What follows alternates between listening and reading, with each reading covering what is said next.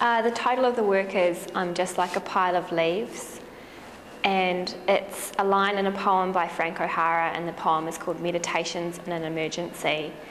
And Frank O'Hara is someone who sort of influenced me for like about 10 years now, mainly for his casual use of words and his use of, like, how he sort of observes the world in quite a casual, immediate, direct way.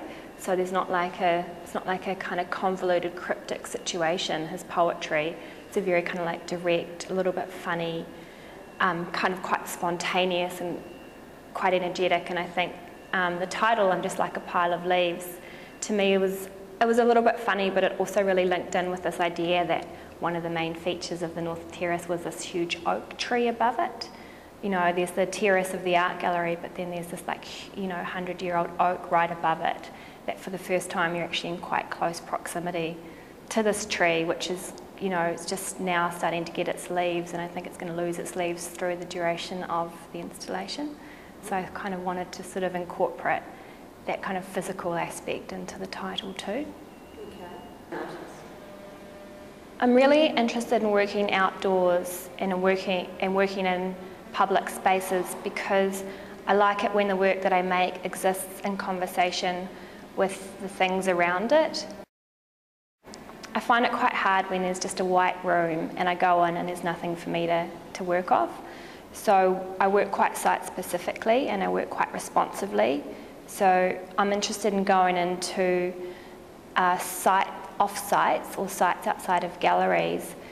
I look at what's happening, I look at the features, and I try to make a work that incorporates what's already happening in that space. I planned this project through a lot of site visits, through a lot of sitting in Albert Park looking down onto the site, through a lot of sort of time spent just observing and noticing what was happening.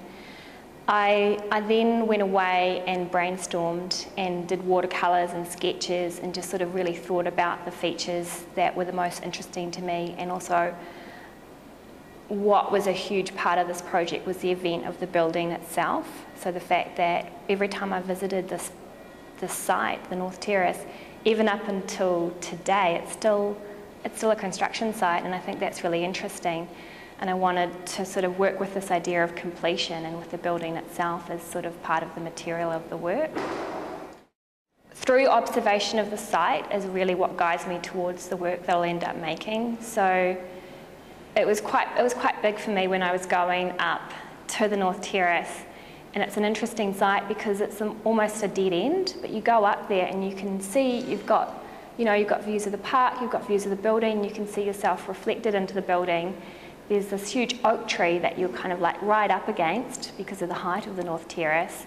There's the fact that the North Terrace is almost level with Albert Park. So there's all these sorts of defining features that through simple observation, I think really directed me to the work that I ended up making.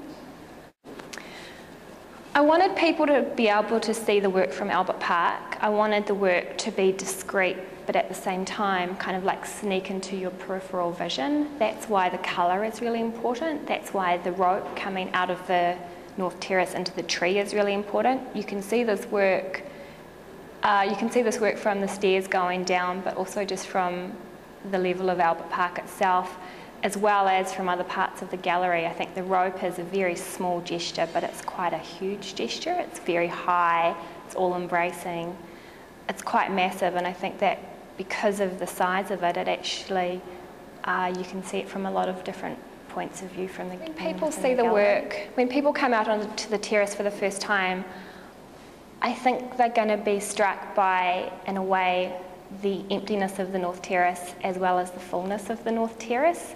I think the installation has ended up being something quite simple and in a way quite architectural, and because of those things, it's not a work that's very easy to look at. It's a work that you will walk around and you're sort of posed with questions.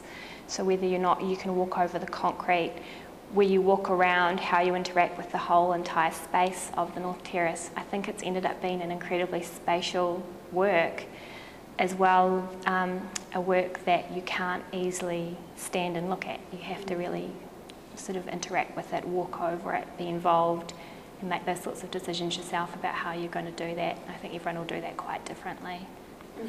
In a way, I think it's quite a defeated space. I think that it's a space where I want people to go up and for them to not feel scared about whether it's art or not, but then for them just to kind of relax and just notice what's happening. So notice what's happening all around, notice what's happening in the park.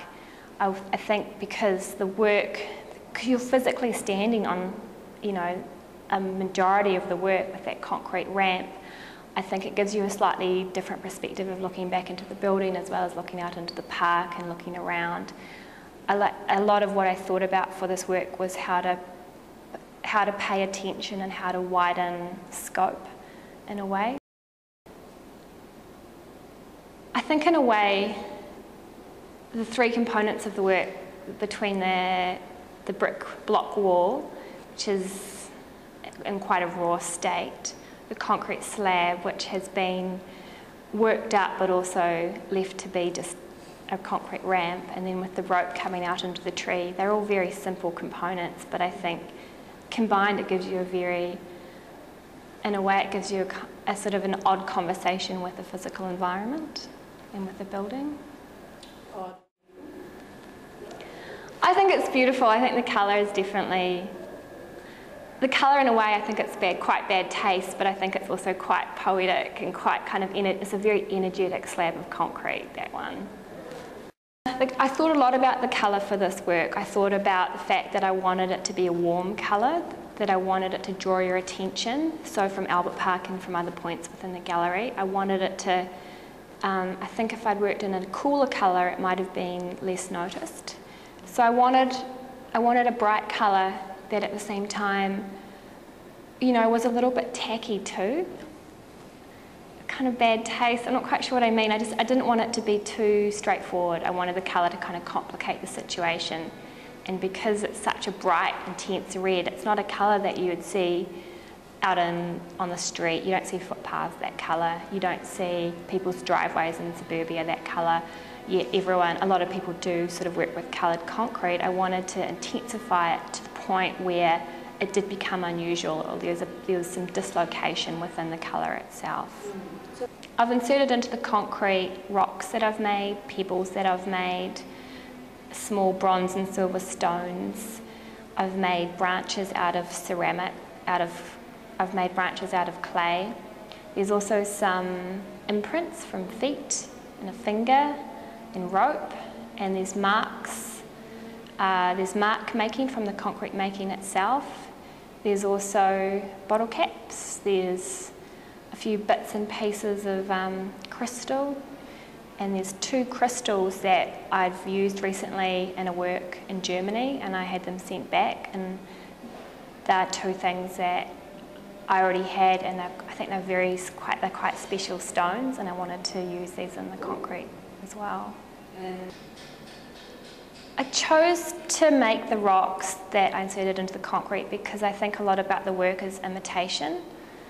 So I think that had I just used regular rocks in concrete, that's actually what you can see in a lot of other places. I mean, even just within Albert Park itself, there's rocks and concrete everywhere.